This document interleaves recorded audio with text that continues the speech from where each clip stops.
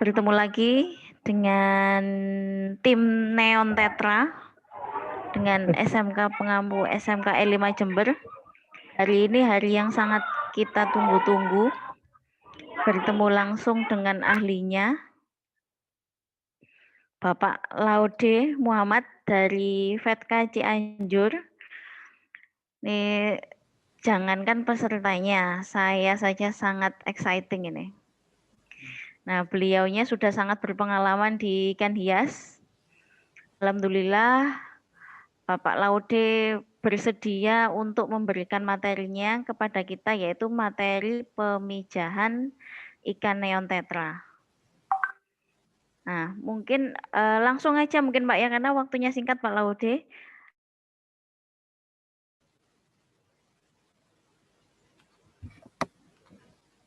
Saya mulai ya. Assalamualaikum warahmatullahi wabarakatuh. Bapak Ibu, kemudian para peserta didik SMK jurusan Perikanan.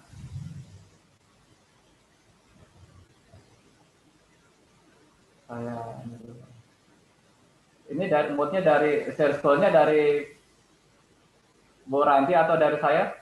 Dari saya tidak apa-apa Pak, atau dari saya ini sudah bisa sepertinya nggih, terlihat nggih. Oh ya udah, tapi ini agak layarnya gitu ya. Oke, dari Bu Ranti aja ya.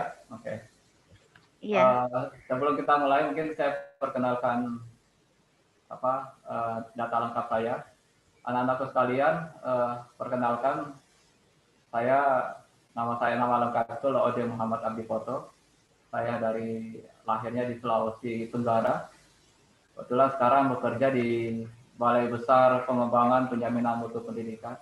Kebetulan kami punya produksi selain ikan air tawar juga kami lagi mengembangkan ikan hias, terutama ikan hias air tawar. Ya, jadi salah satunya neon tetra, tetapi sebenarnya komoditas unggulan kami sekarang itu adalah manfish, karena rutin kami tiap minggu sudah rutin untuk mengirim atau menjualnya. Nah, ini menarik sekali materi tentang ikan neon tetra ini, karena ikan ini sangat punya ciri khas sendiri. Jadi dominan kalau neon tetra itu warnanya adalah lebih dominan ke biru dengan merah. Walaupun jenis-jenis ikan neon tetra baik di Indonesia maupun di dunia itu sangat beragam sekali. Tapi yang paling terkenal di Indonesia itu adalah neon tetra, termasuk yang kardinal. Nah, pada kesempatan yang ini saya diminta untuk menjelaskan bagaimana teknik pemijahan ikan neon tetra. Jadi materi ini sangat menarik dengan pembelajaran kita dengan daring atau secara virtual ini. Mudah-mudahan walaupun waktunya sangat terbatas, kita bisa bertukar wawasan kepada anak-anak kita. Semoga ini bisa bermanfaat bagi anak-anak kita nanti, apakah mau berwirausaha atau sebagai pendalaman ilmu nanti sebelum kita menjadi seorang entrepreneur. Anak-anakku sekalian, kemarin mungkin sudah jelaskan apa itu neon tetra, kemudian bagaimana pangsa pasarnya.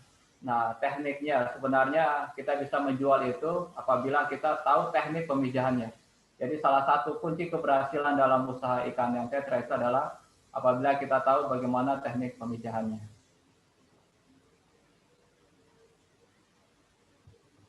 Oke, lanjut. Bu Ranti. Oke. Nah, ini kunci. Jadi ini salah satu cloud atau kunci dalam keberhasilan ikan neon tetra itu ada 6 item. Ini kunci keberhasilannya.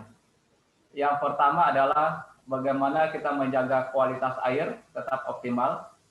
Jadi karena ikan itu hidup di media air, maka medianya lah yang menjadi kunci keberhasilannya. Jadi bukan ikannya atau bukan penyakit atau makanannya, tapi airlah yang menjadi penentu utamanya. Jadi kalau airnya buruk, berarti ikannya lama-kelamaan daya tahan tubuhnya berkurang, maka penyakit akan cepat mudah menyerang, atau nafsu makannya berkurang, pemberian pakan pasti tidak efektif. Jadi kunci pertama dalam pemijahan maupun dalam budidaya itu adalah kualitas air optimal. Yang kedua dalam pemijahan itu adalah bagaimana kita menentukan apakah itu ikan jantan atau betina.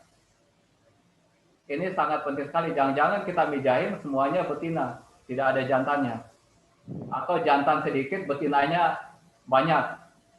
Nah, pasti produksinya tidak maksimal. Jadi kuncinya adalah bagaimana menentukan mana yang jantan, mana betina. Di ikan yang tetra ini, itu mudah sekali kita menentukannya. Nah, kunci yang ketiga adalah bagaimana kita tentukan apakah ikan itu sudah matang gonat. Ada ciri-ciri khas bahwa ikan itu ikan matang gonat. Matang gonat itu berarti ikan yang sudah siap bertelur atau ikan jantan yang sudah mengeluarkan spermanya. Sehingga nanti terjadi perkawinan. Yang keempat, ikan ini itu sangat menyukai tempat-tempat yang redup atau remang-remang. Artinya yang sedikit cahaya. Jadi kalau kita ingin mijahin di tempat yang terang, dia merasa terganggu, sehingga tidak nyaman untuk melakukan pemijahan. Jadi kita siapkan kalau bisa cahayanya sedikit saja. Bisa juga kita tutup akuariumnya supaya nanti cahayanya jadi redup. Yang kelima, kita pastikan saluran telur atau oviduct ya, bukan epiduct. Oviduct itu sedikit lemaknya. Nah, bagaimana supaya sedikit lemaknya? Pada saat kita pindahkan nanti induknya, ikannya kita tidak beri makan atau kita puasakan. Jadi selama pemijahan ikan tidak diberi makan. Supaya apa? Supaya nanti saluran lemaknya tidak banyak. Yang keenam adalah, nah ini supaya sesuai dengan habitatnya. Di Amazon sana itu kan ikan ini hidup di perairan yang dimana ada tanaman, di situ ada batu-batuan. Jadi kita buat suasana seperti di alamnya, di habitatnya. Jadi kita bisa tambahkan beberapa aksesoris seperti tanaman air, ada batu, mungkin ada sedikit oksigen. Jadi kita buat nyaman supaya mereka atau ikan ini bisa mijah. Nah, kita masuk ke spesifikasi lebih dalam bagaimana kita bisa melaksanakan pemijahan ikan yang tetra yang sehingga bisa berhasil. Nah, yang pertama adalah anak-anakku sekalian, persiapan wadah dan media. Kita pastikan wadah yang kita siapkan itu sesuai dengan ruang gerak ikan. Nah, rata-rata mau bisa pakai yang tingginya 20 cm, lebarnya itu 20 cm, ya, kemudian tingginya 10 meter, seperti ini. Jadi 20 kali 10 kali 15. Atau ingin lebih besar dari ini tidak apa-apa. Jadi rata-rata kalau kolam seperti ini itu bisa sampai 5 sampai 10 pasang. 5 sampai 10 pasang ikan yang tetra, indukan ikan yang tetra bisa kita anukan. Kalau ingin lebih banyak lagi lebih baik. Jadi bisa pakai akuarium, bisa pakai fiber, bisa pakai kolam terpal. Silakan sesuaikan dengan wadah yang ada di tempat anak-anak praktek. Nah, yang tidak kalah penting supaya ikan itu berhasil atau nyaman, wadahnya harus dibersihkan dulu. Jadi nama pembersihan dalam istilah perikanan itu adalah sanitasi wadah. Sanitasi yang paling sering kita pakai itu kita cuci atau kita sikat. Nah, kalau pakai desinfektan, apakah itu pakai deterjen atau kita pakai kaporit, nah kita pastikan deterjen atau kaporit itu tidak sampai ada di wadah. Jadi harus dibilas benar-benar. Masih yang tadi, Bu Ranti, yang wadah.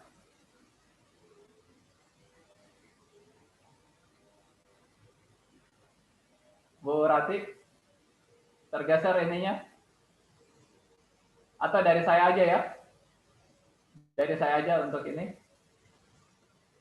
Nah, yang berikutnya adalah setelah sanitasi, biasanya kita jemur dulu 1 hari setelah pencucian atau setelah pembilasan, kita isi airnya. Berapa ketinggian airnya? Kira-kira itu 4 sampai 5 cm. Ini untuk wadah pemijahan. Atau kira-kira volumenya itu 15 liter. Kita anu aja panjang kali lebar kali tingginya itu kira-kira 15 liter. Atau kalau mau ya tinggal tingginya kita pakai 4 sampai 5 cm. Nah, berikutnya setelah diisi air yang bersih, kita endapkan dulu. Khawatirnya kalau pakai kolam sumur itu kita endapkan terlebih dahulu. Tapi kalau pakai air pump yang tinggi kaporitnya itu bisa 3 sampai 5 hari. Itu harus kita endapkan. Kemudian kita beri aerasi. Jadi kegunaan aerasi di sini, satu untuk suplai oksigen, yang kedua itu bisa mengendapkan bahan-bahan kimia tadi supaya terjadi penguapan, sehingga bahan kimia akan hilang dari air yang kita telah persiapkan. Jadi endapkan, kalau air dari sumur, air dari sungai, atau air dari air artesis itu kita siapkan 1 sampai 3 hari. Tapi kalau air dari pump, itu lebih lama lagi, 3 mungkin sampai 5 hari. Jadi endapkan air selama 1 sampai 3 hari, sehingga nanti air yang kita pakai medianya sudah sesuai dengan pemijahan, mudah-mudahan ikannya bisa berhasil memijah. Nah, berikutnya, silakan slide berikutnya. Nah, ini kualitas air apa sih yang sebenarnya harus kita perhatikan? Yang pertama, suhu. Jadi ikan ini mau memijah itu kalau suhunya itu sesuai dengan habitatnya. Berapa suhu dominannya? Itu adalah 25 derajat Celcius. Ya, jadi kalau diantarakan itu dari pagi sampai malam hari itu sekitar 23 sampai 25. Itu untuk pemijahan. Malah sampai 20 masih bisa. Tapi di optima itu di 25. Jangan sampai melebihi dari 25 karena khawatirnya ikan itu akan banyak proses metabolisme dan pada akhirnya dia tidak untuk melakukan pemijahan. Yang kedua, ini yang menjadi perhatian, ikan ini hidup itu di pH sedikit asam. Jadi dia bukan, kalau pH optimal untuk budidaya itu kan di 7 sampai 8. Nah, ternyata Neon tetra ini itu sangat baik apabila hidup di pH 5 sampai 6. Jadi sedikit asam. Jadi pH itu 7 ke bawah itu asam, 8 ke atas itu basah. Ya, jadi kita perhatikan pH-nya 5 sampai 6. Nah, bagaimana supaya pH-nya itu bisa 5 sampai 6? Itu bisa kita gunakan kita air yang sudah kita endapkan itu bisa sampai 5 sampai 6. Atau biasanya lahan-lahan gambut bisa. Atau kita rendam akar lahan gambut itu bakau yang warna coklat itu bisa, airnya jadi warna coklat itu bisa. Tapi rata-rata air yang kita pakai untuk di Indonesia, air dari sumur itu udah bisa dipakai untuk pemijahan ikan neon tetra. Kemudian yang tidak kalah penting adalah oksigen, karena ini adalah makhluk hidup, dia butuh oksigen terlarut, sehingga kita pastikan oksigennya itu selalu terjamin. Nah, kalau kita sudah pakai aerasi, apakah dari aerator, disuplai dari aerator atau blower, biasanya oksigennya sudah maksimal. Nah, berikutnya adalah ini, dari amoniak menjadi nitrit. Kita pastikan bahwa nitritnya itu kecil sekali. Karena baik amoniak, nitrit itu adalah bahan terlarut yang sangat berbahaya bagi ikan. Jadi sifatnya toksit. Nah, biasanya tempat budidaya atau media budidaya yang sudah lama dipakai pasti nitritnya tinggi. Ya, jadi kita pastikan kalau air baru ya mungkin nitritnya masih kecil. Nah, ini mungkin beberapa parameter kualitas air yang harus diperhatikan dalam pemijahan. Jadi setelah wadah disiapkan, masukkan air, diukur kualitas airnya. Terus Pak, saya tidak punya alat-alat seperti ini semuanya. Nah, kalau tidak ada alat seperti ini, setidaknya kalau suhu itu sesuai dengan suhu kamar. Suhu kamar itu kalau di kelas, ya itulah suhu kamar. Suhu seperti di kelas. Nah, pH-nya nggak punya alat, tidak punya alat seperti ini. Bisa pakai kertas lakmus, atau kita pastikan pH di dalam air itu adalah air baru. Air bukan sisa dari pembuangan hasil budidaya. Jadi air baru itu sudah bisa dipastikan. Karena mungkin kita tidak punya alatnya. Jadi bisa pakai kertas lakmus, bisa juga adalah air yang baru. Deometer kita nggak punya. Kalau kita tidak punya deometer, dipastikan saja bahwa ada aerasi di situ di dalam akuarium. Nah, itu sebagai jaminan bahwa ada oksigen terlarut. Apalagi kalau kita tidak punya seperti ini nih. Nah, setidaknya bahwa itu adalah air baru. Jadi anak-anakku sekalian, tanpa alat ini, insya Allah kita bisa melakukan. Apalagi kita bisa punya alat-alat kualitas air. Setidaknya ada termometer, ada pH meter atau kertas lakmus, ada suplai oksigen dari aerasi, itu udah cukup. Nah, berikutnya. Nah, sekarang bagaimana untuk menentukan apakah ikan yang tetra itu jantan atau betina? Ini menjadi kunci keberhasilan dalam pemijahan. Kalau kita lihat gambar ini, kalau lihat ikannya itu garis birunya, garis biru seperti yang ditunjukkan oleh anak panah merah ini, lurus, ini berarti jantan. Ini menandakan bahwa ini adalah jantan. Sedangkan betina itu agak sedikit melengkung. Seperti ini, agak bentok ini. Ini menandakan bahwa ini adalah betina. Yang kedua kita lihat, biasanya yang jantan itu lebih ramping. Sedangkan yang betina itu dia agak gemuk. Dia agak gemuk. Nah, itu menandakan. Kemudian ada lagi sebenarnya hal yang lainnya, misalnya yang jantan itu lebih cerah, warna itu lebih cerah. Jadi warna biru dan merahnya itu lebih cerah dibandingkan yang betina itu warna biru dan merahnya itu lebih sedikit buram. Itu bisa menandakan bahwa mana kita milih yang jantan ataupun yang betina. Nah, kita lihat lagi berikutnya. Ini ada lebih spesifik bagaimana menentukan ikan mata anggonat. Nah, bisa dilihat dari sini. Mohon maaf, ini ternyata ada garis apa ini? Ini adalah ciri induk neon tetra mata anggonat. Kalau kita lihat dari bentuk tubuhnya, jantan ramping, induk betina itu lebih lebar atau gemuk di bagian perutnya, menandakan bahwa di perutnya itu ada telurnya. Yang kedua, kalau lihat warnanya lebih cerah atau kontras, sementara yang betina itu biasanya agak buram atau agak gelap. Nah, kalau kita lihat dari gerakannya, kalau kita lihat gerakannya itu yang jantan itu lebih lincah atau agresif, nanti terlihat itu pada saat mau mijah itu, nanti saya perlihatkan videonya, jantan itu akan mengejar betina. Itu lebih agresif dia. Sementara yang betina biasanya lebih banyak menunggu. Jadi dia gerakannya lambat. Karena memang di dalam perutnya ada telurnya, jadi dia mempengaruhi gerakan pada betina. Nah, yang tidak kalah penting, pastikan bahwa ikan neon tetra yang kita pijahkan itu normal. Dia berenang normal, tidak terbalik. Kemudian kita lihat tubuhnya tidak cacat atau luka, tidak ada luka-luka. Itu sangat baik menjadi indukan. Begitu pula untuk yang betinanya. Nah, kemudian umurnya rata-rata di atas 4 bulan itu sudah bisa mijahin. Nah, bagaimana tahu bahwa ikan neon tetra yang kita pijahin itu sudah umur 4 bulan?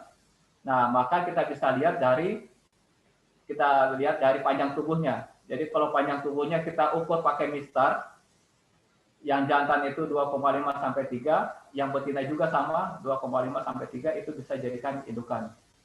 Atau kita bisa tanya juga ke petaninya, penjual induk ikan itu.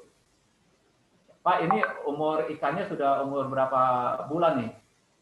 Nah, biasanya mereka sudah tahu riwayat budidayanya, sehingga oh ini sudah 5 bulan, ini sudah 6 bulan, oh berarti itu sudah cukup untuk jadikan indukan.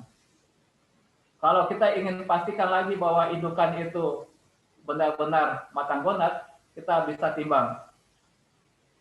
Kita timbang, keluarkan dari air, timbang pakai timbangan digital biasanya. Kalau yang jantan itu, kalau beratnya kurang lebih 3,5 gram, berarti sudah cocok untuk indukan. Kalau yang betina, biasanya lebih berat karena sudah mengandung kandungan telurnya. Sudah ada kandungan telurnya dalam perutnya. Jadi kalau ditimbang kira-kira lebih berat 4,4 gram.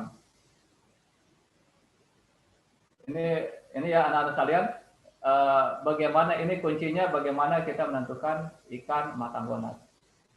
Jadi kalau berhasil kita memilih ikan matang gonat ini, maka dipastikan besok harinya setelah jantan dan betina kita gabungkan, besoknya rata-rata sudah bisa memijah.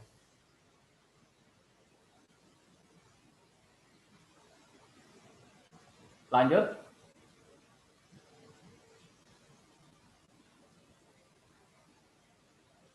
Lanjut. Bu Ranti.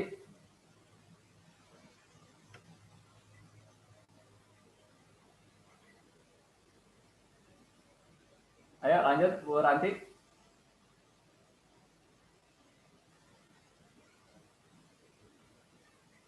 Halo, Bu Ranti.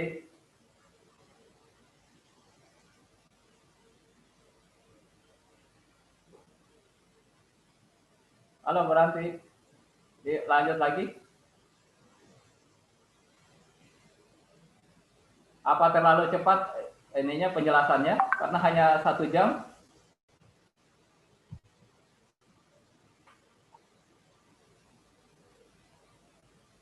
Berarti bisa ini lanjut lagi atau saya dari sini aja ya?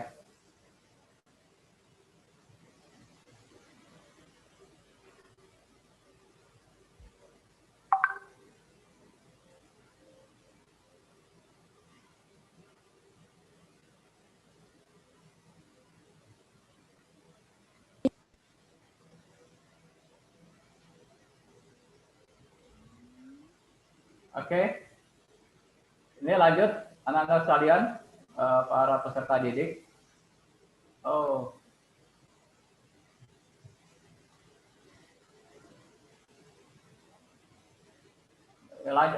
Sebelumnya Bu. Nah itu media, nah, oke.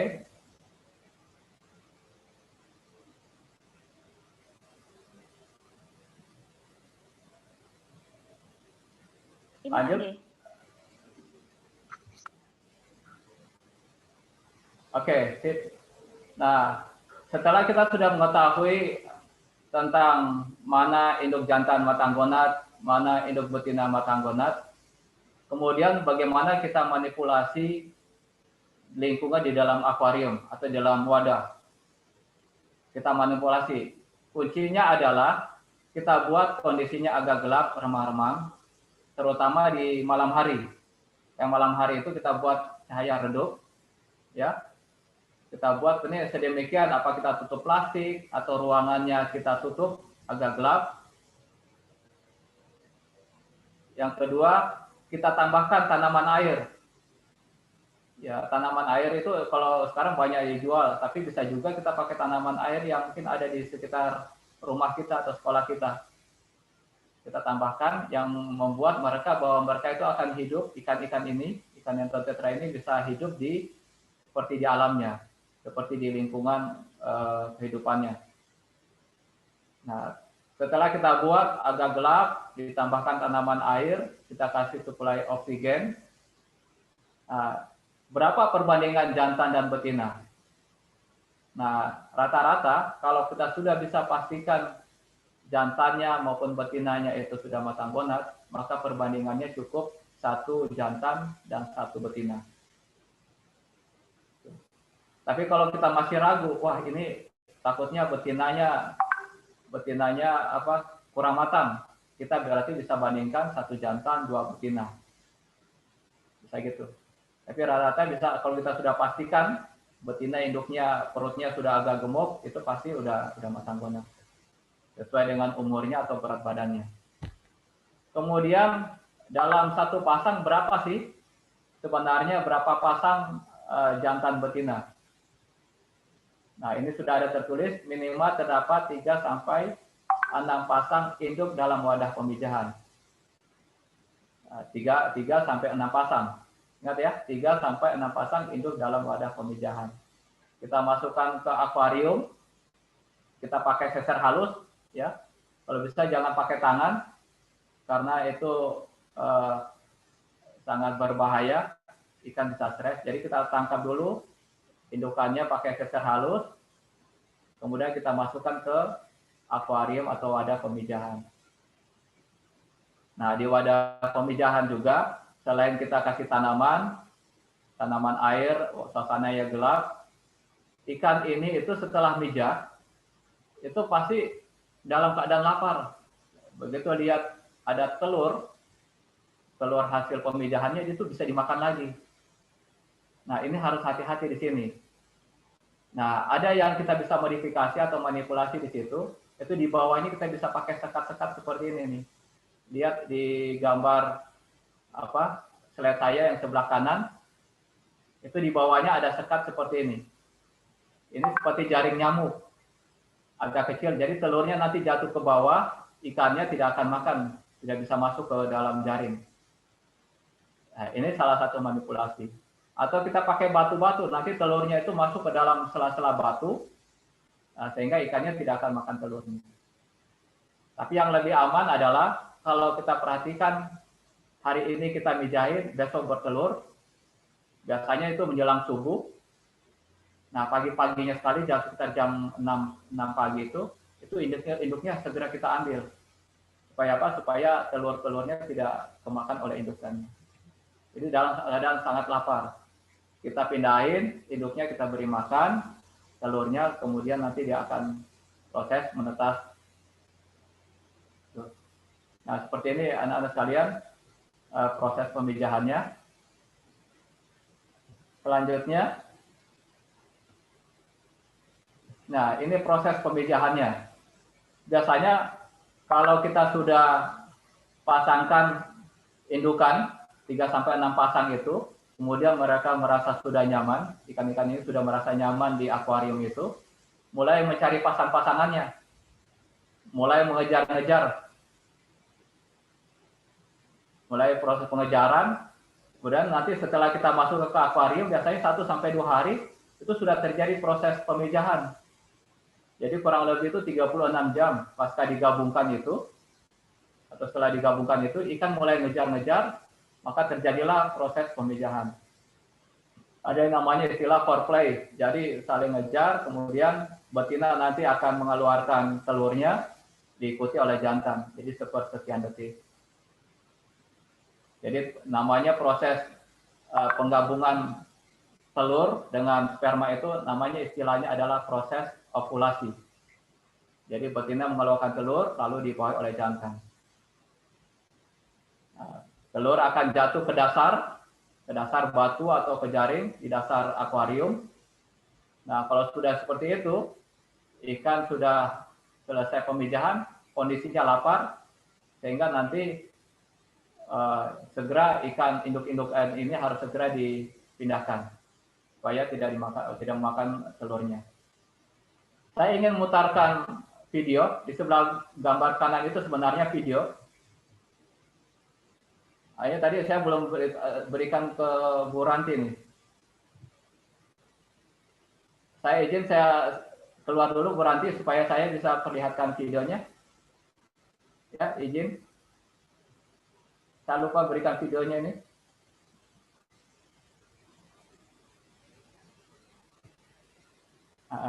Saya keluar dulu ya, saya masukkan.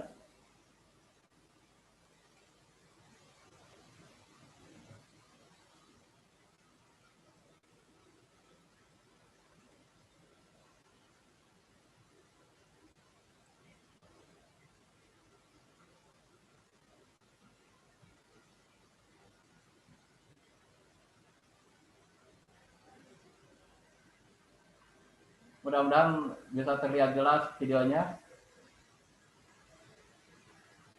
Terlihat ya? Videonya terlihat gambar. Nah, itu lagi proses. Ini Pak, terlihat. Kejar-kejaran. Jantan mengejar betina. Nah, itu sudah terjadi tuh. Nah, itu langsung telurnya keluar. Nah, seperti itu proses pemijahannya. Dia akan masuk ke sela-sela batu. Itu sudah terjadi.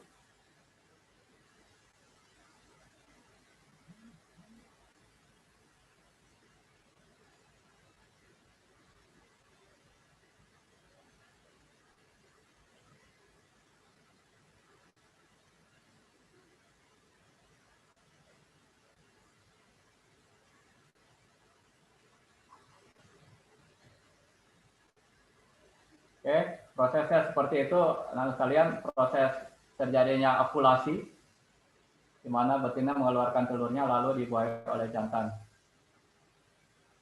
Nah, selanjutnya, setelah besok harinya, jadi pas paginya kita amati nanti besok paginya, telurnya sudah ada di dasar atau di tanaman, di daun-daunan ini. Itu kemudian kita harus segera pindahkan indukan ini ke tempat pemeliharaan. Jadi yang betina kita masukkan ke akuarium pemeliharaan betina, yang jantan kita masukkan ke akuarium yang jantan, sehingga tersisa telurnya. Ya, kurang lebih telur dalam satu pasang ini itu ada 100 butir telur. Bahkan ada yang mengatakan lebih dari 100 butir.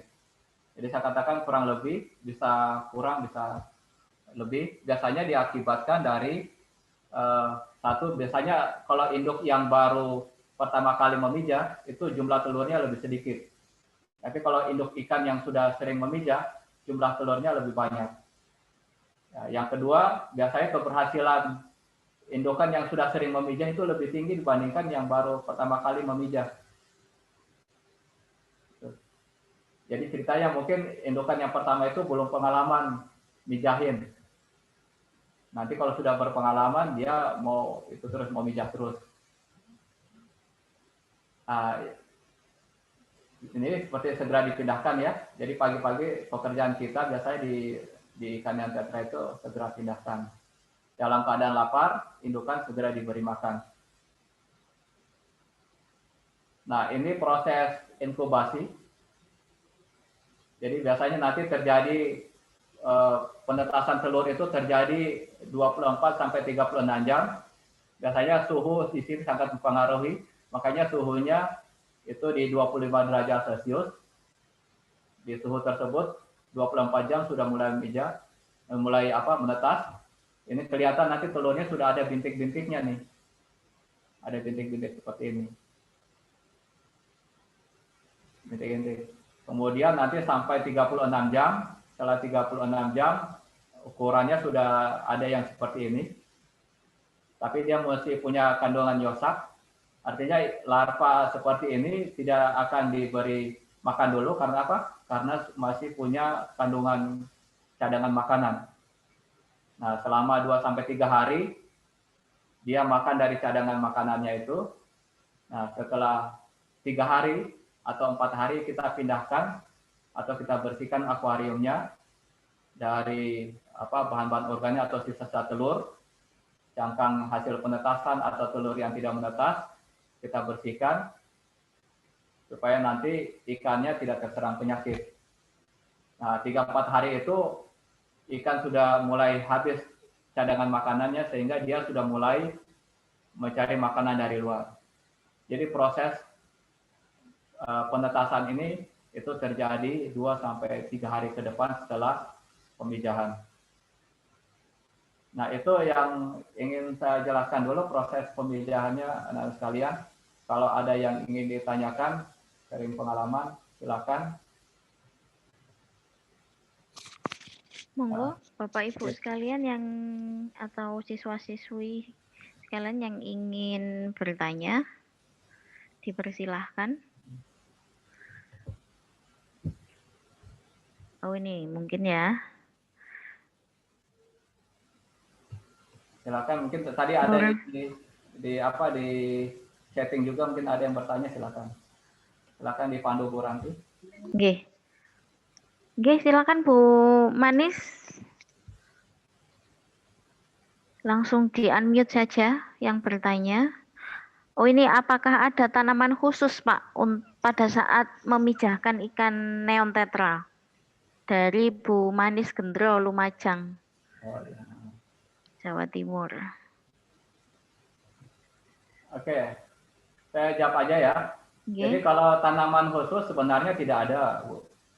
Jadi bisa menggunakan seperti tanaman yang lebar seperti ini. Yang penting jangan lumut. Jadi kan tanaman itu ada yang hanya seperti lumut ya, merambat di bawah saja, ada yang panjang gitu. Jadi ikan ini mencari tempat-tempat untuk seperti bersembunyi. Jadi memang ikan ini senang bermain juga di tempat-tempat yang tanaman yang bersembunyi itu. Jadi dia kebanyakan itu ya tanaman yang lebar, kemudian tidak ada jarak tanaman itu. Jadi bisa seperti ini. Seperti saya berikan contoh seperti ini. Jadi kalau lihat seperti ini ada ikan, dia bersembunyi. Ini adalah tanaman memang yang senang. Ikan ini akan dia sering berdiam diri di sini. Ya, seperti habitat asli gitu Pak Laude ya, seperti habitat aslinya di sungai. Betul. Oke. Nah, kalau bisa daunnya, memang tanaman yang bagus itu yang daunnya agak lebar seperti ini. Oh, yang daunnya agak lebar. Iya. Nah, seperti tanaman paku itu sebenarnya bisa saja, tapi tanaman paku itu biasa daunnya yang tidak lebar sehingga bisa membuat ikan tidak nyaman. Oh gitu, nggih.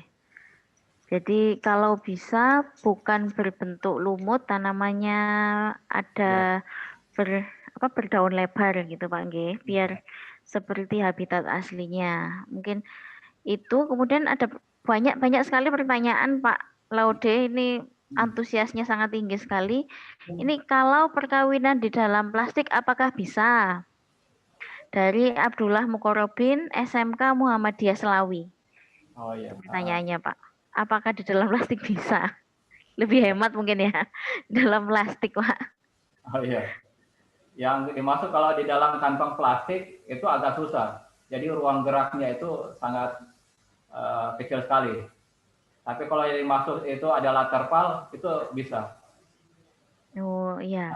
Jadi kalau terpal bisa, karena kalau dalam plastik Pak Abdullah ini Pak Abdullah ini ruang geraknya sangat sempit sehingga diusahakan ruang geraknya bisa lebih. Dalam kantong plastik maksudnya itu tertutup paninya.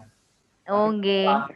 Plastik biasa tapi dibuat wadah persegi 4, misalnya gitu, itu bisa. Nggih, kalau plastiknya dalam bentuk wadah segi 4 mungkin bisa, tapi kalau plastik packing tidak bisa Pak ya. Iya betul. Waktu terlalu sempit. Kemudian ini ada pertanyaan selanjutnya dari Desi Nadi. Bagaimana cara menurunkan pH? Ini pertanyaan sejuta umat ini Pak. Karena hanya Depok yang bisa, kenapa kok daerah lain kok belum bisa? Ada yang bilang pH-nya tidak sesuai, ini bagaimana Pak Laude? Iya, gini Bu, kalau pH itu, kalau kita punya akar, sebenarnya pakai daun ketapang pun sebenarnya bisa. Daun ketapang mungkin di mana-mana punya ya? Iya, di daerah. Ada beberapa daerah yang memang banyak daun ketapangnya. Mana sudah ada yang nyari juga. Ketapang itu ada dua. Ada ketapang laut, artinya hidupnya itu memang di pinggir laut atau dekat dengan laut. Ada ketapang yang jauh dari laut. Itu ternyata kandungan di dalamnya itu beda. Oh, okay. Lebih baik yang daun ketapang laut. Itu dijemur dulu, sudah kering, bisa dibuat ekstrak. Dibuat ekstrak sampai 1 minggu, itu kemudian dimasukkan ke dalam air. Hanya memang airnya memang jadi agak sedikit coklat. Coklat, di coklat. Tapi kalau kita ingin menjaga supaya pH-nya memang di antara 6 lah, di 6 itu memang seperti itu. Oke. Jadi bisa menggunakan daun ketapang, khususnya ketapang laut, Pak ya. Ada ini kemarin yang pernah menggunakan daun daun pepaya. Oh, daun pepaya. Dan pepaya, tapi jangan terlalu banyak karena dia ada lendirnya di situ. Oh, okay. Itu berapa lembar biasanya Pak kalau daun pepaya? Kira-kira? Gimana? Berapa lembar kira-kira kalau daun pepaya? Enggak, tidak terlalu banyak. Satu daun aja per ukuran tadi ya. Ukuran satu akuarium yang ukuran 30 kali 15 itu satu cukup sebenarnya. Oke, ukuran 30 kali 15 satu lembar saja. Ya. Cukup diremas mungkin Pak G, daunnya ya. Ada lagi yang ini Bapak Ibu. Kalau misalnya tidak turun atau agak susah mendapatkannya, saya pernah menggunakan ini biasanya ibu-ibu rumah tangga tahu nih. Asid itu apa ya? Biasanya untuk apa ya dijual di Oh, asid yang biasanya buat bersihkan kamar mandi tuh Pak ya? Iya betul. Kalau di kamar mandi ditaruh di air itu jadi bersih. Nah betul ya ya. Jadi Asid. jernih. Nah itu kan menurunkan pH itu. Oh, tapi jangan terlalu banyak, sedikit juga. saja. Oh ya ya. Wah ini itu informasi baru ini Pak. Iya, bisa digunakan. Ngambil dari ibunya di dapur. Bisa turun langsung turun. Tapi hati-hati penggunaan seperti ini. Sebaiknya itu jangan pada saat ikannya di dalam akuarium. Jadi pelakuannya sebaiknya di luar media apa ada budidaya ikannya di situ. Oh iya siap. Misalnya pada saat pergantian air nih, jadi airnya sudah diturunkan pH-nya, masukkan di situ. Karena penurunannya drastis sekali. Oh penurunan drastis sekali. Ini informasi yang sangat berguna ini Pak. Jadi bisa menggunakan ketapang, khususnya ketapang laut, daun pepaya, menggunakan asid yang biasanya digunakan bentuk kristal, biasanya kemasannya kecil, yang bisa digunakan itu. Jadi mungkin sambil dicek dengan pH meternya. Jadi kalau jangan sampai terlalu banyak penggunaannya dan dihindari pada saat ikan berada di dalam wadah. Gitu Pak Nggih. Jadi asid tadi itu selain dia membersihkan akuarium, dia bisa menurunkan pH. Harganya pun tidak terlalu mahal. Betul, harganya cuma 1.000. Ya kalau salah ya. 1.500 ya. 1.500 nggih. Nggih. Kemudian ini karena masih banyak pertanyaan ini Pak, bagaimana untuk tanaman menggunakan tanaman terapung atau dasar dan apakah harus ada bebatuan? Sepertinya tadi ada Pak nggih. Oh iya. Seperti pertanyaan yang sebelumnya. Ya betul. Jadi kalau kita bicara tentang nanti budidaya, nanti pertemuan berikutnya, misalnya untuk memperindah sih bisa aja tanaman terapung. Tapi karena ini tujuannya kan untuk memijahkan ikan. Jadi sebaiknya pakai tanaman yang memang sampai ke dasar, yang tenggelam. Nah, kalau pakai batu-batuan, kami sarankan sebaiknya pakai batu-batuan. Karena kita ingin buat seperti habitatnya. Oh betul. Batunya pun bisa putih, bisa yang hitam, bermacam-macam bisa.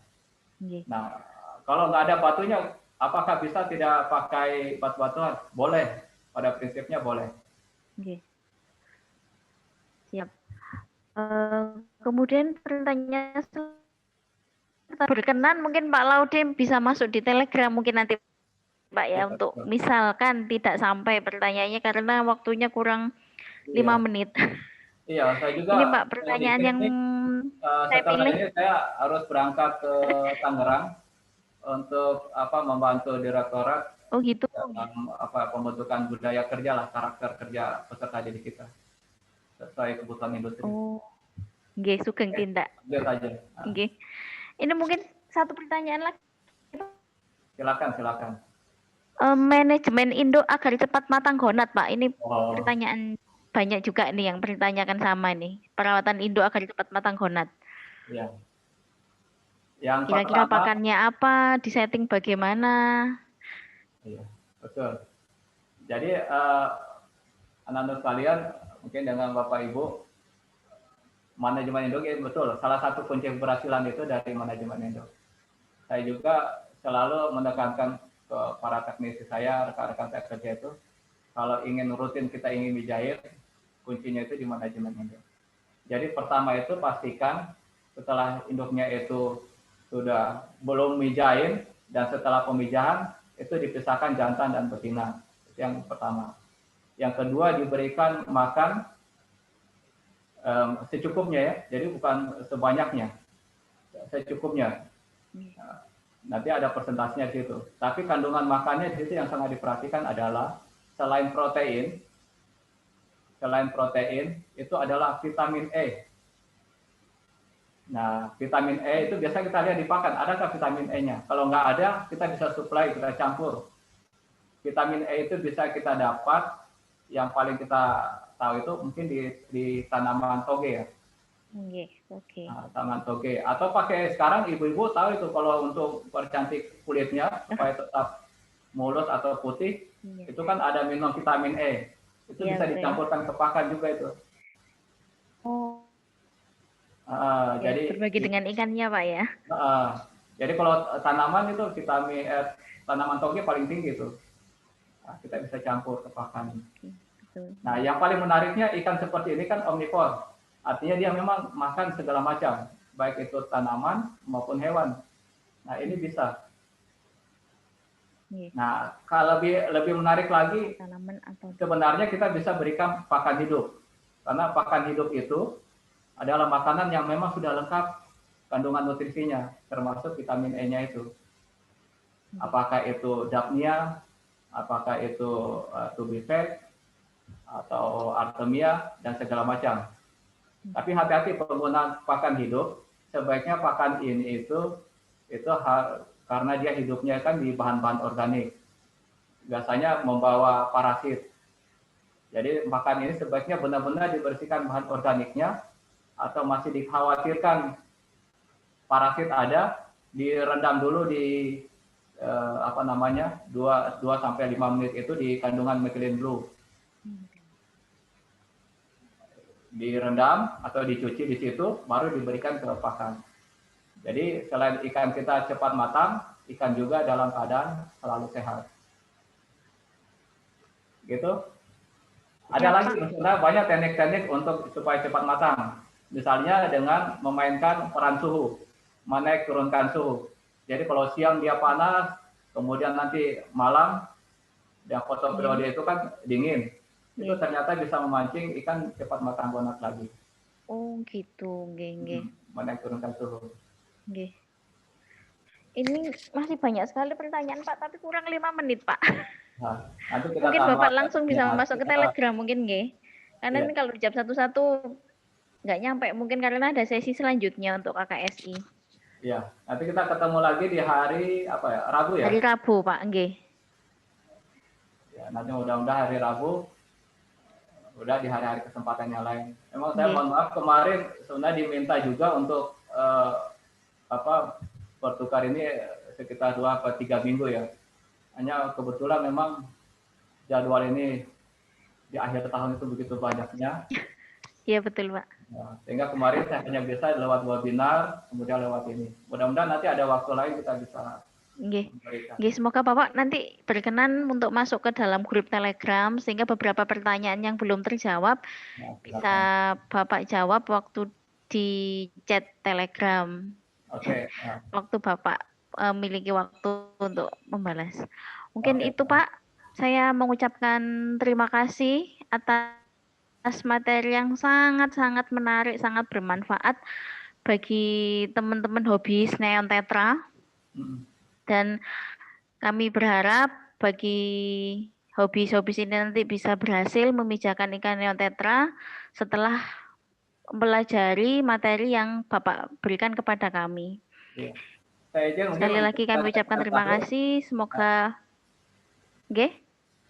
berikan statement terakhir dulu, mungkin bisa memberikan semangat kepada monggo Pak.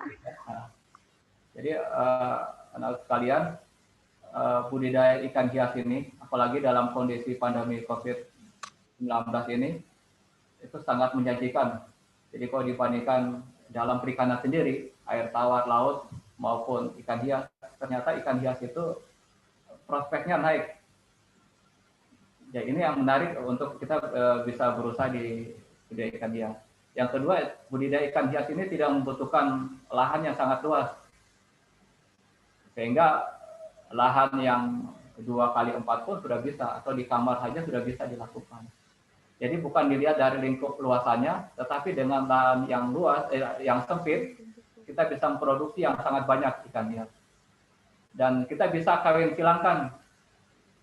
Jadi total ikan hias itu bisa. Jadi saya minta nanti anak-anak sekalian, bukalah akses pertemanan, walaupun lewat grup Facebook, Instagram maupun lainnya. Dari itu kemudian mencari banyak link teman-teman, kemudian coba bertukar indukan. Nah, kemudian kita coba nanti kami silakan nanti dapat strain-strain baru dan itu menarik sekali daya belinya. Kalau ada kontes itu bisa menaikkan harga jual. Nah itu mungkin yang ingin saya sampaikan bahwa budaya ikan hias saat ini itu sangat menjanjikan sekali. Dan itu lingkupnya bukan saja daerah atau nasional, dan ternyata pangsa pasarnya itu sampai internasional. Dalam 1 tahun, penjualan ikan neon tetra saja di dunia itu adalah kurang lebih 2 juta ekor per tahunnya. Menarik sekali, dan Indonesia urutan ketiga sebagai produsen ikan neon tetra di dunia. Nah, ini menjadi motivasi kita bahwa ikan hias akan maju ke depannya. Sekian. Terima kasih Pak Laude atas semangatnya bagi kami. Semoga kami juga bisa nantinya bisa memproduksi ikan neon tetra sendiri sehingga dapat meningkatkan ekonomi siswa, ekonomi sekolah, ekonomi pribadi kita masing-masing. Terima kasih. Mungkin saya akhiri. Terima kasih Pak Laude. Ya. Selamat berjumpa lagi hari Rabu. Assalamualaikum warahmatullahi wabarakatuh. Waalaikumsalam warahmatullahi wabarakatuh. Semangat ya.